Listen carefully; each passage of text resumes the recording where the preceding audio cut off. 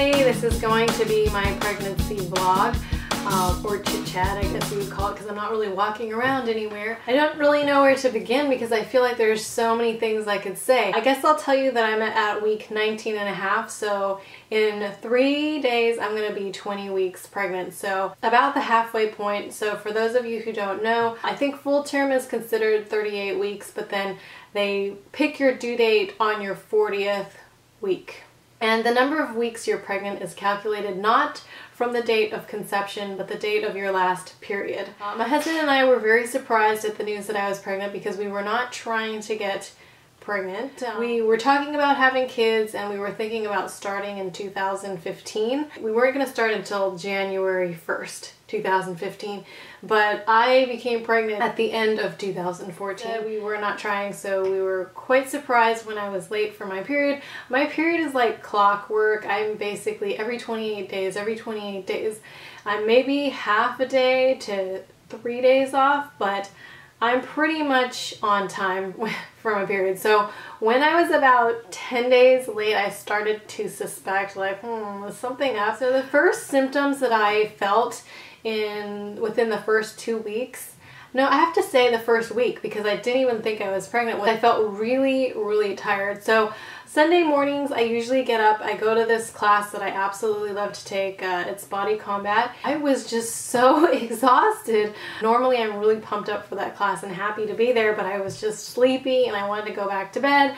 And even at work, the whole time I was very tired. My lethargy continued out through my first trimester, and I did feel very nauseous. Like I felt like throwing up. I only threw up 4 times, but for as many times as I felt nauseous and I felt like throwing up, 4 times is really nothing. I tried all kinds of things to ease my tummy. You know, they say ginger helps. It didn't really help me. I tried these tummy drops. They actually helped a little bit.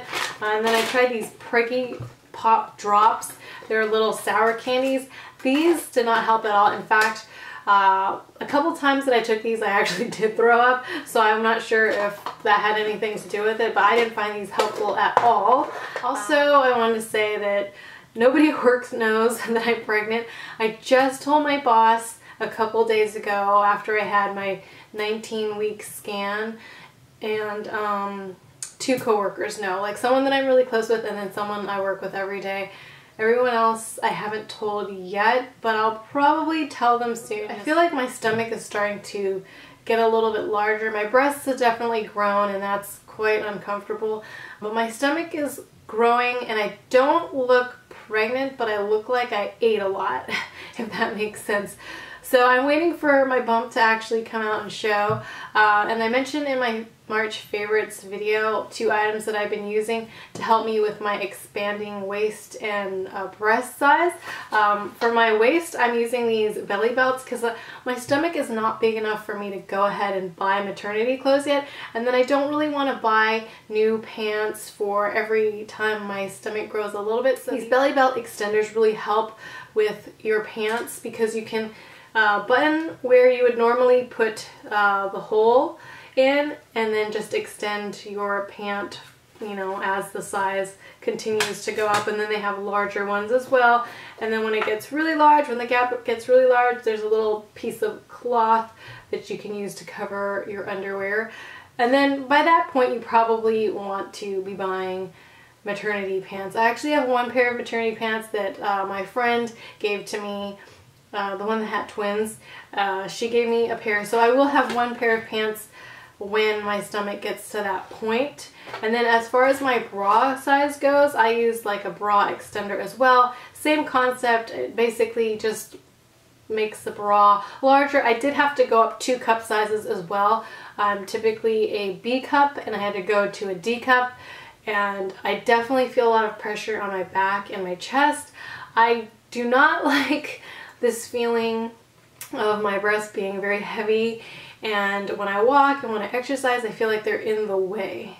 So that's something I look forward to going away when this whole experience is over with. I like my flat chest a little bit better, I guess. I never thought I would say that because I always thought, oh, I wish I had bigger boobs, but now that I have big boobs, I don't like it. I don't like how it feels. The other thing that I started to notice happening is that I get leg cramps. So I've been using this Nuun drink tablet stuff. It just has a lot of electrolytes. It's what athletes use. It's what I used when I ran the marathons to replenish your electrolytes so that you are less prone to cramping. Cramping is pretty typical of pregnant women, I read online. It's sort of like a lack of calcium. Oh, and I am taking a prenatal vitamin every day. Oh, I should have brought my prenatal. Maybe my next pregnancy vlog update, I'll let you know what prenatals I used. My doctor's office prescribed, not prescribed, she gave me a couple samples, but I decided to just go with the Costco one. And then my friend, actually my sister-in-law Pilar, she sent me some that she swears by. Those taste pretty good too. That one's a drink. It's like a powder. You put it, mix it with water, and it becomes a drink. I alternate between prenatals just so she could get a variety of things to grow. Oh yes, if I keep saying she, it's because I already know the gender. At week 10, I took a blood test that screens for a couple of genetic diseases and Down syndrome. The reason I am able to take that test is because by the time I give birth, I'm going to be over the age of 35. So yeah, I know I feel so old saying that. So I'm one of those people that's on the threshold of, you know, they say that women should have children before 35. I mean, that's just the general thing. Mentally, I wasn't prepared until now, so I couldn't have a child before 35. But I'm ready. I'm ready now, and I just happen to be old in the medical terms of childbearing, I suppose.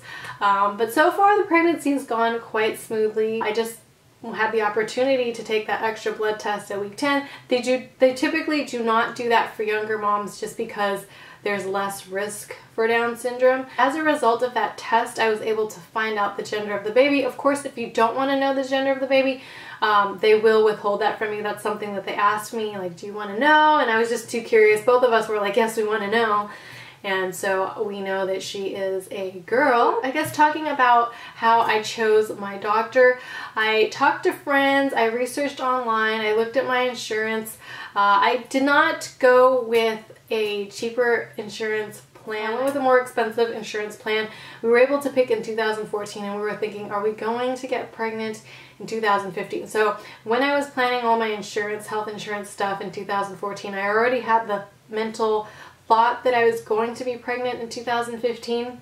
So I picked my insurance based on that. While I'm thinking here, I just wanted to say that it was really important for me to have a PPO plan so that I could visit any doctor that I chose, just because I didn't want to go with a plan that assigned a primary care physician who dictated which doctors I could see. I wanted to have a lower deductible so that my insurance would kick in earlier. My premium is quite high though, obviously, because with a lower deductible you're going to have a higher premium. And then I picked a doctor that I felt like had very good reviews and that I would be really comfortable seeing. So far, I really, really love her. She takes the time to listen to you, talk to you, make you feel comfortable about the whole pregnancy. I was really nervous because I've never gone through this before. I'm sure a lot of people are very nervous about their first or any pregnancy. I'm sure there are also people that, you know, aren't nervous about it, but I really was nervous, and she was able to put me at ease. So in our first appointment, I saw her at week 10. She did a vaginal ultrasound, so she sticks quite a long contraption up your V. Immediately we were able to see this cute little baby bean. She took a couple pictures for us, and she was like wiggling around already and moving, and we could hear her heartbeat, and my husband and I started crying because it was like, wow, this is real. It was the first image we got to see of her. And then we got to see her again at a 16-week ultrasound where they just look at her in general. She's still pretty little, but she's wiggling around. I think I showed you guys video of that in my last video where I mentioned about her, but I will insert the clips again because they're very short. But she's like stretching her legs out and turning to the side. At that point, I still was not able to feel her. And then at about 19 or 18 and a half weeks, I had another fairly long ultrasound. By fairly long, I want to say half an hour. And that one, actually both ultrasounds, I had to drink a huge jug of water before the actual ultrasound, and that was kind of tough because my stomach is so small and I felt like I can't drink this much water.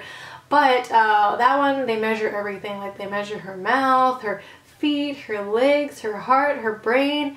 So that one was really interesting. We're not allowed a video camera in there, and they don't give us video in that ultrasound, but they gave us a couple images which I will insert, and she just looks so cute. So I haven't really had any huge food cravings yet.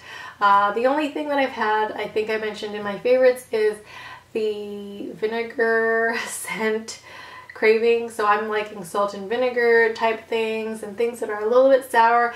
And I heard that biologically that some women do have sour cravings because that helps in like the building blocks of creating life. So that makes sense. Somebody sent me an article about, you know, the role of acid in the production of scientifically creating things. I think I've mentioned in the past that I don't have a belly showing yet. I think it's because of my body type and also because I still exercise. Now I'm only exercising 2 to 3 times a week now, whereas in the past I would exercise 4 to 5 times for 1 hour each time a week. So that's like 5 hours. So I cut it from 5 hours to 2 to 3. So almost cut it by half.